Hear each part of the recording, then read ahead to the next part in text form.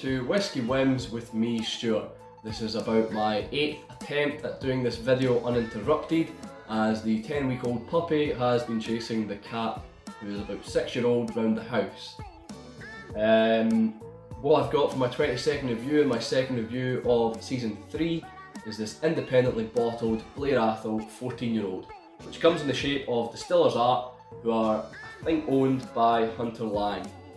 I'd previously done the Blair Athol 23-year-old in the shape or in the form of Old Malt Cask, which is also owned by Hunter Laing. So it'll be good to see how these two Blair Athols vary. Obviously there's a 9-year age difference. The Distiller's Art as a series or as a bottling are always 48%. They're always non-chill filtered and they never have any colouring added. Single cask as well, whether that be sherry or bourbon, it's one or the other.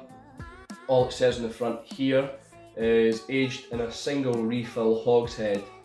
So I just wonder which one it will be.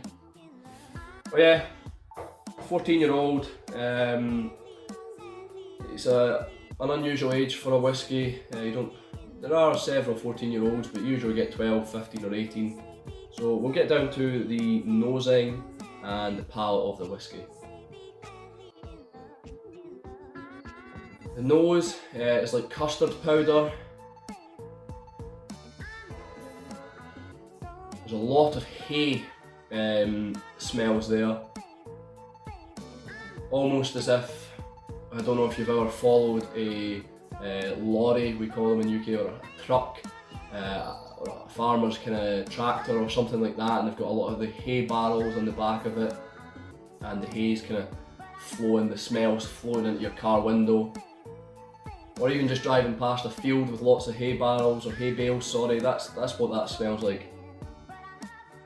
Yeah, a lot of hay, and it's hard to see past the hay because it's quite dominant. There's a fresh kind of apple smell there, yeah, fresh apples. There's a strong alcoholic presence here. Even though it's 48%, it's quite sharp on the nose. But that hay smells the definite dominant scent there. It's really nice, not overly complex for a nose, quite simple, but still elegant, quite delicate. A 7 out of 10 for the nose. Yeah, 7 out of 10 for the nose. The palate.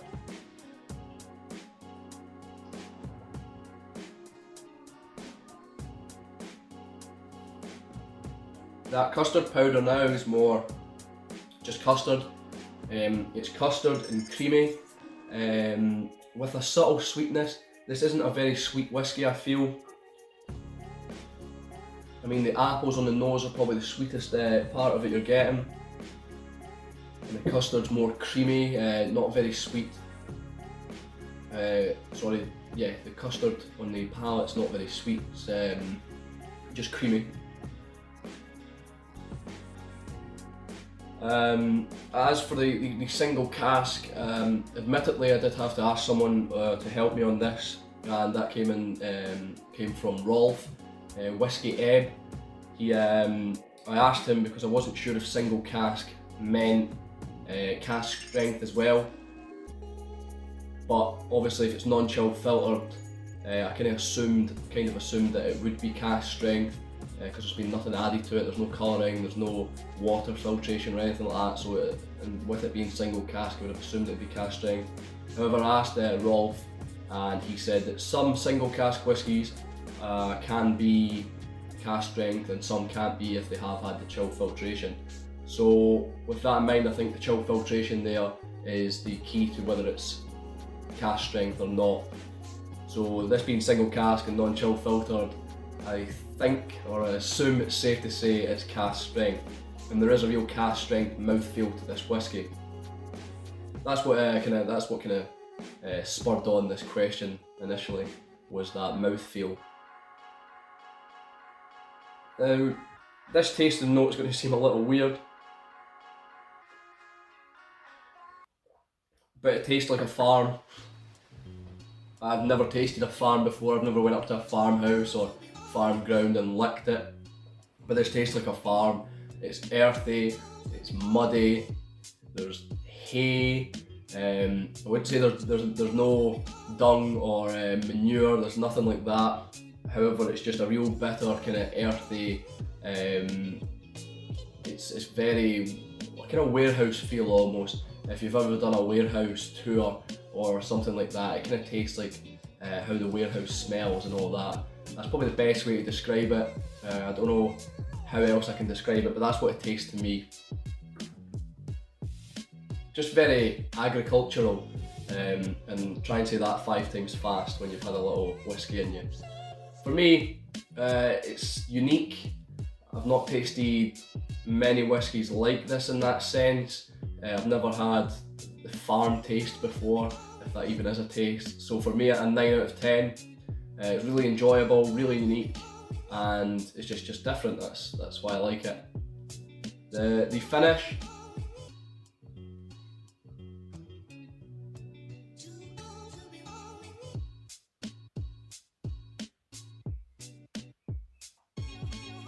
Now initially, I thought the finish was, when I was writing down my notes on this whiskey, I thought it was a short finish. However, that was an experience on my part. After kind of sitting for a while whilst writing my notes down, I realised that the whiskey was still there. The reason I thought it was short is because it's not a in-your-face finish. There's not a lot of flavours, it's not flashy, it's not trying to be something it's not. It's just subtle, the flavours are very subtle. So the finish is actually long in length, however these flavours are, like I said, they're subtle.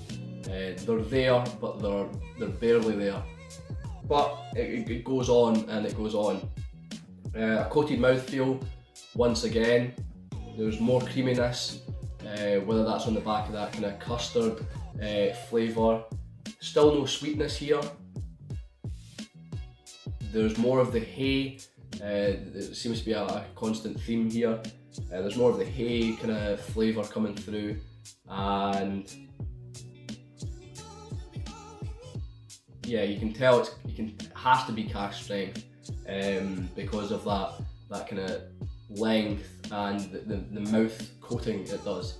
It's left a film round my mouth. Not powerful, like I said, not in your face, not a big blast of taste or anything like that with the finish. Just there, and those flavours are just constant, they're still going on. Overall, I'd give this whiskey So I get the rating wrong here. It's an 8 out of 10 and not an 8.7 out of 10. I thought I wasn't going to get interrupted in this video, but you might have heard Jasper's bell there. 8.7 out of 10. You can pick this whiskey up for £60. A 14-year-old whiskey that's non-chill filtered, it's single cask, there's no added colouring, is a great price for this whiskey.